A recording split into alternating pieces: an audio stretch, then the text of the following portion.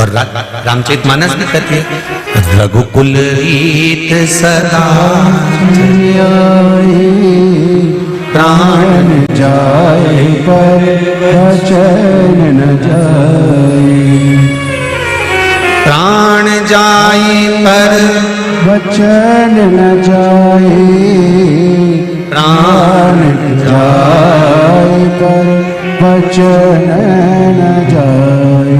महाराज मेरे शंकर भगवान को सत्य कहा जाता है, इसलिए शिव जी को सबसे ज्यादा प्रिय है सत्यम शिवम सुंदरम।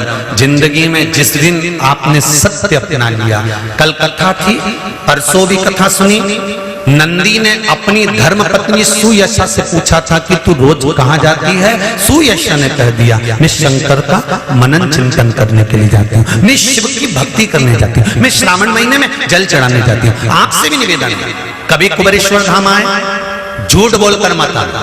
कुबेरेश्वर धाम की धरा पर जब पांव रखो, तुम्हारे परिवार वालों से कह देना कि मेरा मन कर रहा है कुबेरेश्वर जाने का, मेरा मन कर रहा है कुबेरेश्वर का दर्शन करने का, मेरा मन कर रहा है कुबेरेश्वर धाम जाने का, और सत्य बता कर आओ कि मेरी मनोकामना ये है, मेरी कामना पूरी हो गई तो धूप लगाने जा रही हूँ, मेरी कामना लेकर बाबा के पास जा रही हूँ। मैं सत्य के मर्द, कोई तुम्हें मना कर दे, तुम्हारी सास के क्या करना जाकर, पति कहे अभी नहीं जा सकती, मत जा, क्यों जा रही है, झगड़ा कर भी मत आना, किसी का मन उदास कर मत आना। अगर तुम्हारे परिवार वाले जिस दिन के हाँ आज मेरा मन है चलो अब चलते हैं, किसी का दिल मत दुखा।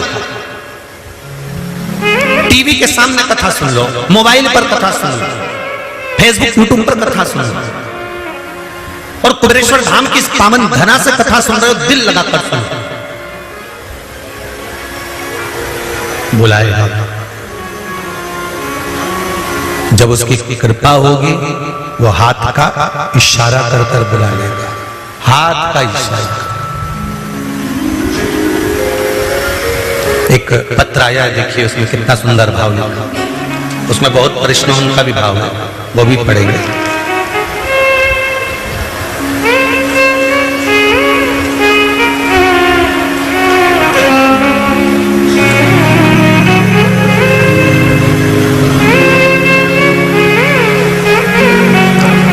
राजकुमारी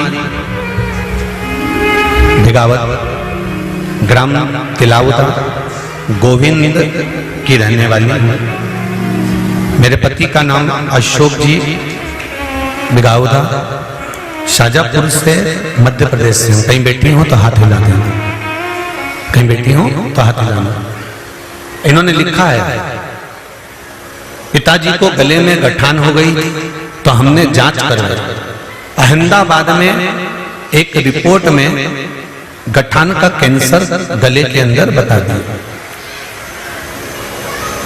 ऑपरेशन का डॉक्टर ने बोल दिया, ऑपरेशन का नंबर लगाया पर नंबर इतनी जल्दी नहीं आया, ऑपरेशन के लिए गुरुजी नंबर नहीं आया, तो वो चिढ़कर घर आ गया। तो हमने कहा आपको बाबा ने कृपा करी है इसलिए घर बुला लिया, मत कराओ ऑपरेशन, ऑपरेशन नहीं करवाना होगा। फिर मैंने कहा आप एक बार कुबेरेश्वर बाबा का स्मरण करो और बाबा से विनती करो। फिर हम दूसरी जांच करवाई तो गुरुजी उस जांच में कैंसर नहीं था। ये शिव, ये शंकर और घड़ी तेरी कृपा बिना न हिले एक भी अणु, लेते हैं श्वास तेरी कृपा से तनो तनो। हे गंगाधार मोती द्वार ओमकार तू, भोले ओमकार तू, आयो शरण तिहारी शंभो तार तार तू। बखान क्या करूं मैं राखों के ढेर का, चपटी भभूत में खजाना कुबेर का। एक बात बहुत सुंदर है, ध्यान दीजिएगा। कभी मौका लगे और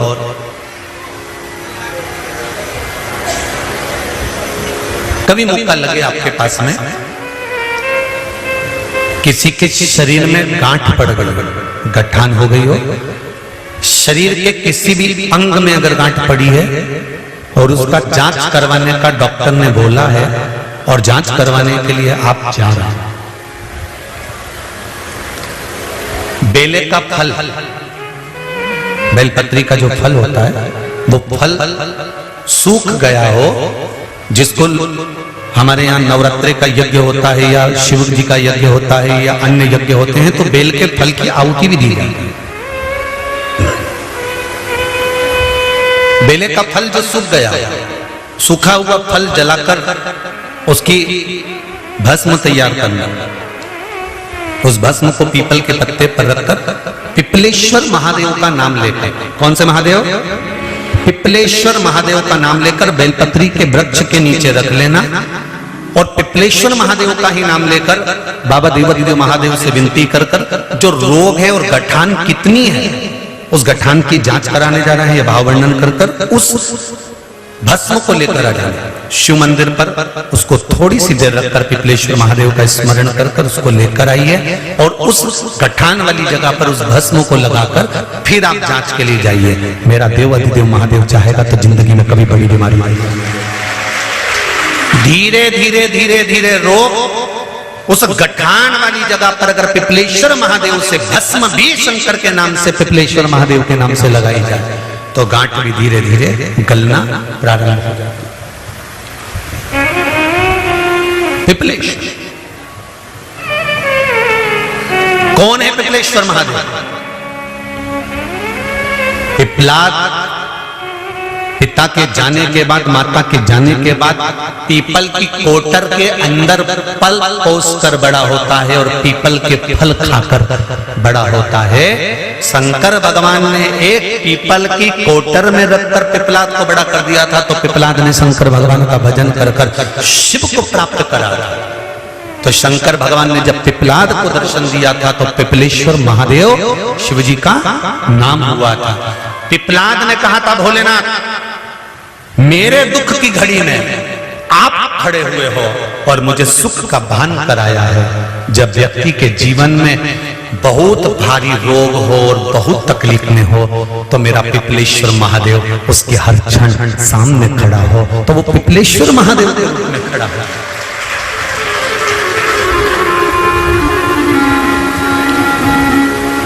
काशी में शंकर भगवान पर भस्म चढ़ती है, उज्जैनी में भगवान शंकर पर भस्म चढ़ती है।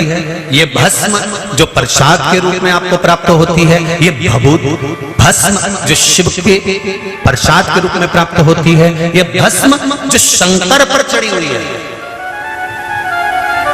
किस पर?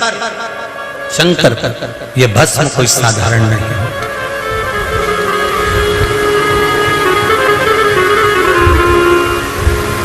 इसका प्रयोग कहाँ करना है, कैसे करना है, कब करना है, यहां तक इसका वर्णन है महाराज। पहले की कथाओं में भी इसका वर्णन किया गया कि हम जो मस्तक पर भस्म धारण करते हैं, त्रिपुंड धारण करते हैं, कंठ पर भस्म लगाते हैं, भुजाओं पर भस्म लगाते हैं, कलाइयों पर भस्म लगाते हैं, हृदय पर भस्म लगाते हैं, कर्णों पर भस्म लगाते हैं।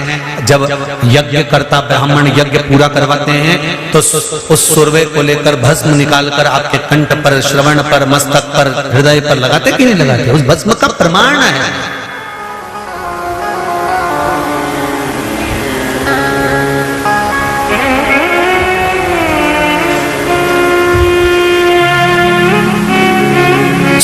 अनुभव करा आएगा। सत्य को पकड़ने का थोड़ा सा प्रयास करिएगा। जिस दिन सत्य तुम्हारे सम्मुख में होगा उस दिन जिंदगी का सारा सुख तुम्हारे सामने होगा। सत्य हो तुम्हारे सामने।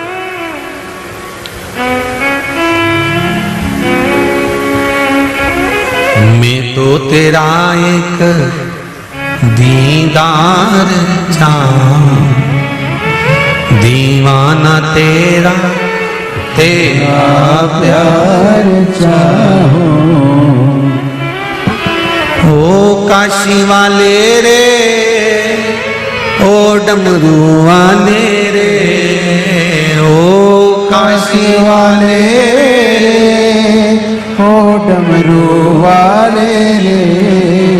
अब तो हो जा मेहरबां हो काशी वाले रे, अब तो हो जा मेहरबां हो काशी वाले रे, अब तो हो जा मेहरबां हो काशी वाले रे, अब तो हो जा मेहरबां हो काशी वाले रे, मेरा दिल तुझ पे कुर्बान हो काशी वाले रे, मेरा दिल तुझे पे कुर्बान हो काशी वाले रे,